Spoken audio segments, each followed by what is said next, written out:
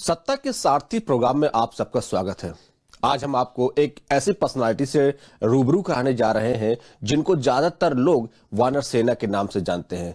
देवदूत वानर सेना क्या है आखिर ये वानर सेना और किस तरीके से काम करती है? आपको बता दें कि वानर सेना को जो संचालक करते हैं वो पेशे से पिछड़े वर्ग समाज निदेशालय में आप उप निदेशक पद पर तैनात हैं अजीत प्रताप सिंह। आइए उनसे रूबरू होते हैं, उनसे जानते हैं आखिर वानर सेना की क्या पूरी कहानी है और किस तरीके से अजीत प्रताप सिंह इसको संचालित करते हैं। सर, अरादी टीवी पहले तो आपका स्वागत करता हूं मैं। जी, आपका भी स्वागत है। नमस्कार। पहले तो मैं आप छोटा सा आपके काम के बारे में जानना चाहूंगा, किस तरीके से आप किस पद पर हैं और किस तरीके से आपका काम चलता है? जी, मेरा नाम अजीत प्रताप सिंह है। मैं उप निदेशक पिछड़ा वर्ग कल्याण विभाग लखनऊ में कार्यरत हूँ। तो यहाँ क्या काम चलता है और किस तरीके से आप इसको काम को अंजाम देते हैं? हम लोगों के विभाग में, जैसा कि आपको पता है, कि पिछड़े वर्ग के छात्रों को स्कॉलरशिप योजना है, उनके फीस प्रतिपूर्ति योजना है, गरीब लड़कियों के पिछड़े वर्ग में जो है शादी अनुदान योजना है और कंप्यूटर ट्रेनिंग योजना है। इस तरीके के कार्य हमारे विभाग द्वारा किए जाते हैं। कितना समय आप विभाग में देते हैं यहाँ पर? विभाग में हमारा तो 9:30 बजे से 6 बजे तक ऑफिस है, 5 डे वीक, तो हम यहाँ रहते हैं। इसके अलावा परिवार में भी समय देते हैं? हाँ, परिवार में भी तो समय परिवार में देते हैं। तो परिवार में कितने सदस्य हैं आपके? हमारे 2 बच्चे हैं परिवार में। बेटा इंटर करके तैयारी कर रहा है, बिटिया 8th में, पत्नी। इतना बड़ा विभाग संभाल रहे हैं, परिवार में 2 बच्चे हैं, उनको परिवार को भी समय दे रहे हैं। इसके अलावा अगर एक बहुत आप सुर्खियों में अक्सर आ रहे हैं देवदूत वानर सेना, क्या है ये, इसके बारे में थोड़ा सा कुछ बताएं।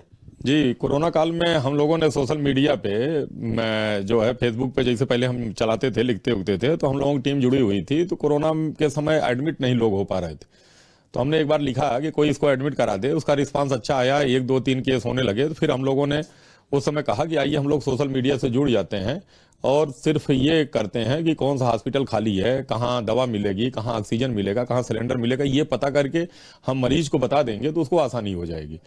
तो उसका रिस्पांस इतना अच्छा मिला कि लोग, जैसे मरीज कहीं से बीमार हुआ, जैसे वो घबराना, तब तक उसके पास फोन जाने लगता था, हम लोगों को मैसेज कर देता था कि भैया ये समस्या है। हम लोग लिख देते थे, तो लोग पता करके बता देते थे कि ये हॉस्पिटल खाली है या इसमें जगह है, यहाँ बेड मिल जाएगा, यहाँ से ऑक्सीजन सिलेंडर हम दिलवा देंगे, दवा हम यहाँ दिलवा देंगे।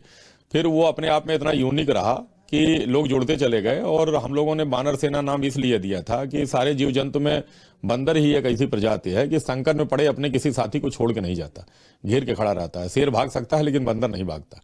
यानी कह सकते हैं कि एक राम जी ने वानर सेना सहारा लेकर अपना विजय हासिल की थी, आप भी एक वानर, अपनी खुद की एक वानर सेना तैयार कर रहे हैं।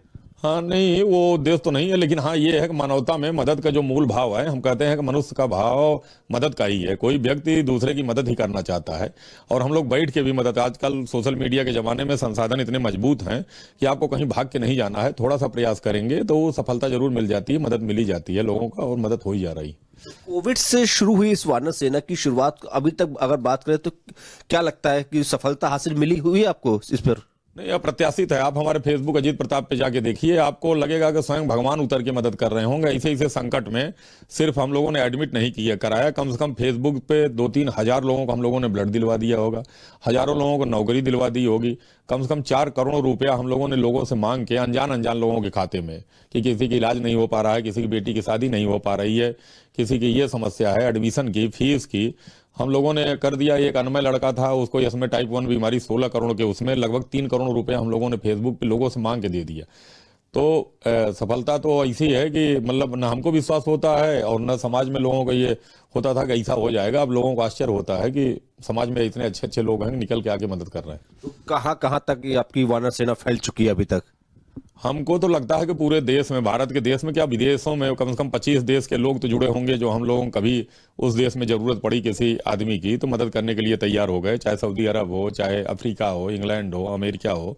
तो वो जो हम लोगों से जुड़े हुए हैं, डायरेक्ट नहीं जुड़े हैं, तो कॉपी पेस्ट करके अपने संबंधित को भेज देते हैं, तो वहाँ वो लोग रिस्पॉन्स करने लगते हैं। देवदूत वानर सेना को कितनी सहानुभूति और कितना रिस्पेक्ट मिल रहा है, ये तो आपके ऑफिस में देखने से मिल रहा है कि हर जगह कोने कोने में ट्रॉफियां रखी हुई हैं, तो उसमें आपको कैसा इसमें महसूस होता है? नहीं, आज ये ट्रॉफियों से ज्यादा लोगों का सम्मान मिलता है। लोगों को जब हम लोग एडमिट करा देते हैं, ब्लड दिलवा देते हैं या उनकी मदद हो जाती है, तो उनके मन से जो हम लोगों के प्रतिभाव निकलता है कि आपको लंबी उम्र मिले, भगवान आपको जिंदा रखें, इस तरीके की बातें जब आती हैं तो बड़ा दिल को सुकून मिलता है कि दूसरे के कारण हम तो सबकी मदद कर नहीं पाते, करता तो कोई दूसरा है, लेकिन माध्यम चूंकि हम लोग बने हुए हैं तो उसी में हम लोगों के लोग प्रशंसा करते हैं, अच्छे दुआएं देते हैं तो अच्छा लगता है। अगर बात करें कि कितनी संख्या में आपके इसमें लोग जुड़ चुके होंगे, कुछ गिनती अंदाजा कुछ?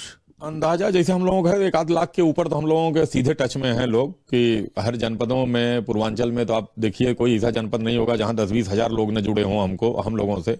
और हमारे पेज पे ही 35-40 हजार लोग हैं, हमारी टीम के लोग और हैं, तो लाख के ऊपर तो हम लोगों को लगता है कि हमारे मतलब जो बिल विसर हैं, जो हमेशा एक्टिव रहते हैं कुछ न कुछ काम मदद कर देने की। उप निदेशक पद पर आप तैनात हैं, काफी बड़ा पद भी बनता है, पूरा विभाग है अंडर। कैसे समय निकाल लेते हैं आप? वानर सेना को टाइम दे रहे हैं और फेसबुक में भी अपडेट है। हम लोगों का तो टीम है, जैसे हम लोग लगातार कहते हैं कि हमें फोन न करिए, मैसेज करिए। मैसेज करते हैं, कॉपी पेस्ट करके हम फेसबुक पे जो है पेस्ट कर देते हैं। तो एक्टिव लोग हैं जो हमारी टीम वाले हैं, जैसे ब्लड देने वाले हैं तो ब्लड देने का ग्रुप बना हुआ है अलग अलग, वो हमारे फेसबुक से कॉपी पेस्ट करके अपने ग्रुप में डाल देते हैं और सर्कुलेट कर देते हैं। तो बस सोशल मीडिया के माध्यम से उतना टाइम नहीं देना पड़ता, बस मैसेज आया हम कॉपी पेस्ट कर देते हैं, उसमें जो टाइम लग जाए। फेसबुक के अलावा भी कोई आपका संपर्क कांटेक्ट नंबर भी है जिसके थ्रू आपसे पास लोग जुड़ते हैं, आपसे बात करते हैं? क्योंकि फेसबुक जिसके पास है वो तो आपसे संपर्क कर रहा है, लेकिन जिसके पास नहीं है, जो नहीं आपसे जुड़ा है, वो कैसे आपसे संपर्क करेगा? वो किसी से, जैसे आप अभी तक तो फिलहाल ऐसे होता रहता है कि गांव में है, आपके पास नहीं जुड़े हुए हैं लेकिन आपको पता है, या आप किसी से अपना संकट बताएं कि हमें ब्लड की जरूरत पड़ती है, तो लोग जानते रहते हैं, वो तुरंत अपना उनका लेके मैसेज कर देते हैं। हम लोगों के ग्रुप में जुड़े हुए हैं, व्हाट्सएप ग्रुप में, या हमारे फेसबुक मैसेंजर पे कर देते हैं, या हमारे नंबर लोगों के पास हैं व्हाट्सएप नंबर, उस पर आ जाता है। तो इस तरीके से हो जाता है, मतलब लोग समझ गए हैं, वानर सेना के बारे में पता कर लेते हैं। वानर देवदूत वानर सेना काफी चर्चित में है और आप चूंकि उसके संरक्षण है, आप भी काफी चर्चित में है, मीडिया में भी बहुत पॉपुलर हो रहे हैं, जैसा कि आपने बताया देश विदेशों में इसका नाम रोशन। कभी क्या विभागीय तौर पर कोई समस्या उत्पन्न हुई, ऐसे द्वेष वाला कोई ऐसी बात कोई सामने आई आपके? नहीं नहीं, ऐसा ऐसा कुछ नहीं है। इस तरीके के लोगों को हम लोग मदद ही कर रहे हैं, लोगों को मांगते रहते हैं, तो लोग उसमें मदद हम लोगों के साथ, और विभाग के अधिकारी ब्लड से देने से लेके किसी को आर्थिक मदद करने के लिए सब लगातार तैयार रहते हैं। लेकिन अगर बात करें कि देवदूत वानर सेना काफी अभी हाल ही में एक काफी चर्चित में आया था, जिसमें अभी आपने जिक्र किया था कि 3 करोड़, हाँ, तो वो कैसे आपके संपर्क में आए और कैसे आपने उनकी सहायता की, किस तरीके से? वो सुल्तानपुर का एक लड़का था, अनमय, 7 महीने का, तो उसको इसमें टाइप 1 बीमारी है जिसमें 16 करोड़ का इंजेक्शन ये उससे लगता है। तो वो उनकी माताजी 20-25 दिन से परेशान थी और जगह पे हो रहे थे नहीं, तो हमको उन्होंने अप्रोच किया, तो पहले हम लोगों को हिम्मत नहीं पड़ रही थी कि 16 करोड़ तो बहुत बड़ी संख्या है। फिर उन्होंने कहा कि आप एक बार करिए, लोग कहते हैं कि वानर सेना लगेगी तो बात दूर तक जाएगी। तो हम लोगों ने शुरू किया कि 1-1 रुपए दे दिया जाए, 16 करोड़ रुपए, लोग अगर 1-1 रुपए दे देंगे तो 16 करोड़ हो जाएगा। तो फिर ये पैसा कैसे कलेक्ट हुआ? अकाउंट के थ्रू कलेक्ट हुआ कि किस तरीके से? वो इम्पैक्ट गुरु क्राउड फंडिंग एजेंसी जो सरकार, भारत सरकार लाइसेंस देती है, उसी में एक इम्पैक्ट गुरु है, जैसे मिलाप है उसी में इम्पैक्ट गुरु है। तो इम्पैक्ट गुरु में उन लोगों ने खाता खोला था, क्राउड फंडिंग, सीधे वहीं इम्पैक्ट गुरु के खाते में वो पैसा उनको डाला गया। अब वो जो इलाज होगा तो वो हॉस्पिटल को देगा जो पैसा खर्च होगा। तो कैसा महसूस करते हैं जब इस तरीके से काम आप वानर सेना कर रही है और आपके थ्रू से किसी को नई जिंदगी मिल रही है, तो कैसा महसूस इसमें? अच्छा लगता है। हम लोगों ने तो ये उस समय कोरोना काल में इसको मजाक मजाक में शुरू किया था कि चलिए आइए शुरू करिए, तो उस समय जब हम लोगों ने वानर सेना कहा था तो लोगों को हंसी आ रही थी कि लड़के क्या शुरू किए हैं, लेकिन धीरे धीरे लोगों में ये प्रवृत्ति बन गई कि ये वानर प्रवृत्ति संकट के समय हर व्यक्ति के लिए जरूरी है। क्योंकि हम लोगों ने बताया, जैसे अभी आपसे बात हो रही थी, कि हम लोग बहुत छोटे व्यक्ति से लेके बहुत बड़े व्यक्ति तक की मदद की है। जैसे पूर्व प्रधानमंत्री बीपी सिंह की बहू को ब्लड की जरूरत पड़ गई दिल्ली में, वहां से लेके और एकदम गरीब आदमी को, क्योंकि ब्लड तो कहीं बनता नहीं, कोई न कोई देगा ही, तो संकट में लोग खड़े होने की प्रवृत्ति निकल आ रही है। गरीबों की लड़कियों की शादी के लिए हम लोग लिख देते हैं तो एक दिन में 2-2 लाख 3-3 लाख इकट्ठे हो जाते हैं। तो समाज में अब लोगों को बड़ा मजा आने लगा है, मतलब अंदर से भी, और लड़के, नौजवान लड़के तो खून देने के लिए समझ लीजिए अपना ब्लड ग्रुप मैसेज कि चाचा कभी मौका लगे तो हमको दीजिए, हम खून देने जाएंगे। तो समाज में बड़ा सकारात्मक संदेश है और बड़ा अच्छा रिस्पांस मिलता है। यानी जो खेल खेल में जो शुरू किया था आपने काम, आज वो एक बुलंदी छू रहा है। तो वहीं बात करें प्रदेश के मुख्यमंत्री को लेकर, तो मुख्यमंत्री जी भी काफी राम के भक्त हैं और अयोध्या में इतना भव्य मंदिर बना रहे हैं, तो एक वानर सेना को लेकर क्या वहां से किसी तरह कोई चर्चा आई सामने आपके? नहीं, ऐसे कोई अभी तो हम लोगों के संज्ञान में नहीं आया है, लेकिन हम लोग तो मदद तो सबकी करते रहते हैं। कोई ये उद्देश्य नहीं है कि कोई हम लोगों के वो करें, लेकिन ये लगता है कि लोग आगे आए, लोगों की मदद करें, क्योंकि जरूरत सबको पड़ेगी। कोई कितना भी शक्तिशाली व्यक्ति हो, जैसे हम आपको बताएं कि कोई कितना भी शक्तिशाली हो, कितना भी पैसा वाला हो, ब्लड की जरूरत ऐसी आ जाती है, सबको पड़ती है। अगर आप इस जगह पे शक्तिशाली हैं, लखनऊ में, बनारस में रहने वाले, तो आपको दिल्ली में संकट आएगा तो हो सकता है वहां दूसरा कोई ही मदद करे। तो इसलिए जैसे हम लोग अनजान आदमी की मदद करते हैं, और जहां हम लोगों ने प्रयास किया, मतलब चाहे दिल्ली, बंबई, कलकत्ता, मद्रास, और अनजान आदमी जाके उसकी मदद हो गई। इसमें अगर सब आपके परिवार की अगर बात करें तो बच्चों का और मैम का उनका क्या रिस्पॉन्स है इस काम को लेकर? नहीं, वो तो देर पहले तो उनको भी लगता था कि लोग क्या शुरू किए हैं। जब कोरोना काल में हम लोग 4-4 बजे रात तक जागते थे, तो वो संकट में पहले उनको लगा कि ये लोग कुछ कर पाएंगे कि नहीं। फिर जब रिस्पांस आने लगा, लोगों को एडमिट होने लगे, लगातार फोन आने लगे, तो उन लोगों को भी अच्छा लगता है कि अब जिम्मेदारी हो गई। अब हम लोगों की ये होता है कि हमारी जिम्मेदारी है, ये मतलब हमारा संगठन नहीं है, जिम्मेदारी है किसी के विश्वास पे। लोग ये कहते हैं कि आप कुछ न करिए, खाली पोस्ट कर दीजिए, तो हम पोस्ट कर देते हैं, तो वो हम मैसेज देखते रहते हैं। तो घर वाले भी इसको जान गए हैं कि इनको कोई मैसेज आएगा, फेसबुक पे पोस्ट कर देंगे या ग्रुप में भेज देंगे। वानर सेना को लेकर अगर बात करें तो अब क्या आपकी अपनी सोच, अपनी राय, आपको इसको कैसे और आगे बढ़ाने का कुछ प्लान चल रहा होगा अगर आप दिमाग में? नहीं, अभी तो कोई इस तरीके का प्लान नहीं है, लेकिन हम लोग ये कहते हैं, अपील लोगों से कहते हैं कि आपको घर घर वानर, हर घर वानर होना चाहिए। आप ये प्रवृत्ति बना लीजिए कि हमें मदद करनी है किसी की, और बहुत दूर तक नहीं करनी है।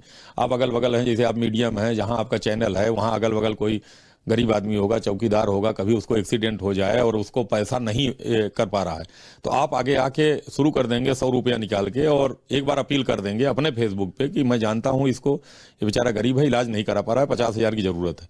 तो आपके मीडिया सहकर्मी आप देखिएगा, 4 घंटे 5 घंटे में अंदर उसको 30, 40, 50,000 की व्यवस्था हो जाएगी। तो हम ये कहते हैं कि हमारे संगठन के साथ नहीं, ये वानर सेना कोई संगठन नहीं, विचार इसको बनाइए, और अपने अगल बगल जहां भी आप हों वहीं प्रयास करिए, और किसी न किसी एक की मदद जरूर कर देंगे। आप लोग जैसे हैं, हम मीडिया वालों से कहते हैं, किसी भी गरीब आदमी का अगर पैसा नहीं है, किसी भी आप लोग हॉस्पिटल वाले से कह देंगे, वो निःशुल्क इलाज कर देगा। वो एक बार आप प्रयास करके देखिए कि भाई मैं इसको जानता हूं, ये पैसा नहीं दे पाएगा, अपना घर भेज देगा, तो बड़ा सा बड़ा हॉस्पिटल जितना उसका रहेगा वो फ्री में कर देगा। एक बार मजबूत लोग पहल करके देखें। हम लोग अनजान लोग हॉस्पिटल को समझ लीजिए फोन कर देते हैं, वो पूरा फ्री में इलाज कर देते हैं। मतलब हम बता देते हैं डॉक्टर साहब ऐसे ऐसे हम लोग ऐसे संगठन चलाते हैं, बेचारे के पास एक पैसा नहीं है, मर जाएगा, वो डॉक्टर साहब फ्री में कर देते हैं कि आप भेजिए, हम फ्री में इलाज कर देंगे। जाहिर सी बात है कि देवदूत वानर सेना की बहुत सराहनीय काम है, और उम्मीद करूंगा कि इससे और अच्छा काम करे। एक आखिरी सवाल है कि अनादि टीवी को करोड़ों दर्शक देखते हैं, उनको लेकर कोई अपना संदेश अगर आप देना चाहें देवदूत वानर सेना की तरफ से, क्या देंगे? बस अनादि टीवी की हमारे तरफ से बहुत शुभकामनाएं हैं कि और अपनी प्रगति करे, और साथ साथ ये संदेश लोगों में ये फैला दे, और ये विचार लोगों के अंदर हो जाए कि हमें मदद करनी है। बस सिर्फ उनके मन में आ जाए कि हम किसी में संकट व्यक्ति को देखेंगे, मदद करेंगे। अगर करेंगे नहीं तो चिल्लाएंगे। हम कहते हैं कि बानरों की तरह घेर के आप मदद करिए, अगर नहीं कर पाते हैं तो चिल्लाइए, कोई न कोई शक्तिशाली व्यक्ति जरूर आएगा। और आप कोशिश करिए, आवाज एक बार दीजिए, आपकी आवाज में इतना दम है कि किसी भी संकट पड़े हुए व्यक्ति को भले आप दे न पाएं, लेकिन अगर प्रयास करेंगे तो गांव में अगल बगल सामर्थ्यवान व्यक्ति निकल के जरूर मदद करेगा, क्योंकि मनुष्य का मूल प्रवृत्ति मदद करना है, और सब चीजें तो सेकेंडरी हैं। उसका मूल प्रवृत्ति है कि हम मदद करें किसी की। शुक्रिया हमसे बात करने के लिए। तो ये थे हमारे साथ अजीत प्रताप सिंह। कहते हैं ना कि अगर किसी संकट की जरूरत पड़ती है तो भगवान खुद उतर के जमीन पर नहीं आता है, लेकिन हाँ, भगवान अपना दूत किसी न किसी रूप में जरूर भेज सकते हैं। ये कहना गलत नहीं होगा कि त्रेता युग में जब श्री राम को जरूरत पड़ी थी, उन्होंने भी एक वानर सेना की सहायता ली थी और लंका पर चढ़ाई करके विजय हासिल की थी। लेकिन आज कलयुग है, और कलयुग में अजीत प्रताप सिंह जिन्होंने खुद अपनी एक देवदूत वानर सेना तैयार की है, और देखना यह होगा कि देवदूत वानर सेना की जो सेतु पुल है वो कितना लंबा तक और सफल साबित होगा। आज हमारे साथ एक ऐसी शख्सियत मौजूद है जो खेल की दुनिया में अपने नाम का सिक्का चमका चुके हैं। मैं बात कर रहा हूं आरपी सिंह। आरपी सिंह एक ऐसी शख्सियत है जो कि हॉकी विश्व खेल में भी 2 बार हिस्सा ले चुके हैं। हमारे साथ मौजूद है, उनसे बात करते हैं। आरपी सर, अभी हाल ही में अगर बात करें तो हॉकी विश्व कप में जो यहाँ जीता गया था वो यूपी आया हुआ है, क्या मकसद क्या है उसका यहाँ पे लाने का? देखिए, भारतीय टीम ने 1975 में सबसे पहले विश्व कप जीता था। उसके बाद ये दोबारा आने का सौभाग्य प्राप्त हुआ। लाने का मकसद ये है कि आप सब जान रहे हैं कि उड़ीसा में 13 जनवरी से लेकर के 29 जनवरी तक हमारा 15वां विश्व कप मेंस हॉकी प्रतियोगिता का आयोजन हो रहा है, जिसमें लगभग देश के 15 राज्य हैं, वहां पे ये कप जो है जा रहा है। उसका मकसद ये है कि अवेयरनेस, खास तौर से हॉकी के प्रति लोगों का रुझान, और जो कप हम लोगों ने प्राप्त किया था उसको पुनः एक बार सभी की दुआओं से और सभी के आशीर्वाद से ये कह सकते हैं कि हमारी टीम अच्छा खेले। चूंकि भारतीय टीम भी इसमें भाग ले रही है और विश्व की सर्वश्रेष्ठ 16 टीमें इसमें भाग ले रही हैं। ये टीमें वो होती हैं जो अलग अलग जोन से क्वालिफाई होकर आती हैं। तो ये 16 टीमों का विश्व कप 13 से लेकर 29 जनवरी तक होगा और उसमें विजेता उपविजेता होने का गौरव देखिए किसको प्राप्त होता है। आरपी सर, इसी बात करें कि हॉकी की अगर बात करें, हॉकी और क्रिकेट में हॉकी का स्तर क्यों इतना ज्यादा डाउन जा रहा है और क्रिकेट का स्तर इतना ज्यादा उठ रहा है? क्योंकि हॉकी हमारे भारत का प्रिय खेल भी माना जाता है। तो ये डाउन नहीं है, अब हर खेल की अलग अलग मान्यता है। अब जहां तक क्रिकेट की बात है तो क्रिकेट में लोगों की दिलचस्पी ज्यादा है। लोगों के रूल रेगुलेशन जो है, क्रिकेट बहुत इजी है, लोग समझ लेते हैं, दिन भर चलता रहता है, लोग देखते रहते हैं। हॉकी है 70 मिनट का 60 मिनट का गेम है, खत्म हो गया। और जहां तक बहुत सी चीजें हैं लोगों को रोमांच जो पैदा करता है, अब लास्ट बॉल पे मैच डिसाइड होगा तो रोमांच ज्यादा होगा। तो हर खेल की अलग अलग मान्यता है। और जहां तक हॉकी की बात है तो पहले से तो हॉकी इस समय बेहतर है, हम विश्व के बेस्ट 4 में हैं। और साथ ही साथ अभी आपने देखा कि 41 साल बाद भारतीय टीम ने ओलंपिक में पदक प्राप्त किया है, हम एशियन चैंपियन है ही हैं। तो जहां तक हॉकी की बात है, एशिया से हमारी ही टीम, भारतीय टीम है जो मेन वुमेन टीम भी क्वालिफाई करती है वर्ल्ड कप ओलंपिक के लिए। तो हम ये कह सकते हैं कि दोनों टीमें अच्छी हैं। अब उस दिन पे ऊपर निर्भर करता है कि कौन सी टीम ने कैसा खेला। आप खेल निर्देशक भी हैं, क्या लगता है हॉकी के लिए क्या कुछ खास ऐसा किया जा रहा है टीम के खिलाड़ियों के लिए कि हॉकी की जो रुचि है वो ज्यादा बढ़े और लोगों में? देखिए, ये प्रचार प्रसार एक, और खास तौर से आप लोगों के जो टीवी है, पेपर प्रिंट मीडिया है, यही प्रचार प्रसार के कारण होते हैं और किसी भी खेल की लोकप्रियता के। तो उसी के उपलक्ष्य में ये जो आपका जो विश्व कप ट्रॉफी है, ये ओरिजिनल ट्रॉफी है, हर स्टेट में लगभग 15 स्टेट में जा रही है कि कम से कम वहाँ पे लोगों को हॉकी के प्रति, उदाहरण के तौर पे अगर ये ट्रॉफी ना आती तो आप चर्चा भी ना करते, बहुतों को नहीं पता होता कि 13 से 29 जनवरी तक ये वर्ल्ड कप हो रहा है। तो यही तो है अवेयरनेस और यही प्रचार प्रसार है। और जिस चीज का प्रचार प्रसार ज्यादा होता है उसके अनुयायी भी बढ़ते हैं, इसीलिए धीरे धीरे उसका प्रचार प्रसार किया जा रहा है। अच्छा, एक क्वेश्चन अलग से कि ध्यानचंद खेल पुरस्कार को लेकर आपका नाम 2 बार जा चुका है, क्या लगता है आपको क्यों इतना डिले हो रहा है इन सब चीजों को लेकर? क्योंकि आपका नाम कहीं ना कहीं ध्यानचंद जी के बाद एक काफी फेमस नामों में आता है। देखिए, अवार्ड और उसकी बात है तो जो बेहतर जो कमेटी होती है वो देखती है कि कौन उस लायक है, और जो अवार्ड देना और सेलेक्ट करना ये तो दूसरे के हाथ में होता है। हाँ, जहां तक नामकरण की बात है तो हॉकी इंडिया ने 2 बार मेरा नाम भेजा था। हो सकता है कि हमसे बेहतर लोग हैं उनको दिया जा रहा है, उसमें कहीं कोई गिला शिकवा नहीं होना चाहिए। इसके बाद राष्ट्रीय पुरस्कार के लिए भी आपका नाम गया है, हॉकी टीम इंडिया द्वारा भेजा गया था, उसमें भी कुछ डिले हो रहा है? नहीं, डिले नहीं होता है, वो समय समय पे डिक्लेयर होता है। तो जो बेहतर जो कैंडिडेट हो सकता है, हमसे बेहतर लोग हैं इसलिए उनको मिल रहा है, उसमें कोई हमें शिकायत नहीं है। अगर मैं पर्सनली एक सवाल करूं, खेल की जगत में आप काफी नाम कमा चुके, फैमिली परिवार का क्या आपका इसमें रोल रहता है? देखिए, बच्चे क्या खेल में है, रुचि रखते हैं? देखिए, जहां तक रुचि तो बच्चों में है, और हमारे परिवार में पहले मेरे से पहले कोई खेल नहीं खेलता था और मैं ही उस परिवार में इकलौता था कि हॉकी के प्रति आया। मैं पहले फुटबॉल खेलता था, फुटबॉल में भी मैं नेशनल खेला हूं। अब धीरे धीरे ये है कि बच्चों में रुझान तो हो रहा है, कैरियर के रूप में कितने लोग अपनाते हैं वो महत्वपूर्ण है। तो अब पहले वाला अब जमाना नहीं रहा, अब खेल के प्रति लोगों का रुझान बढ़ रहा है, लोग कैरियर की तरफ आ रहे हैं और गार्जियन भी आकर्षित हो रहे हैं, बच्चे भी आ रहे हैं। केडी सिंह बाबू स्टेडियम की बात करें तो काफी बड़ा यहाँ प्लेटफॉर्म है, यहाँ पर लाखों की संख्या में बच्चे खेलते भी हैं, उनके लिए क्या स्पेशली यहाँ पर व्यवस्थाएं की जाती हैं, स्पेशली हॉकी टीम्स को लेकर?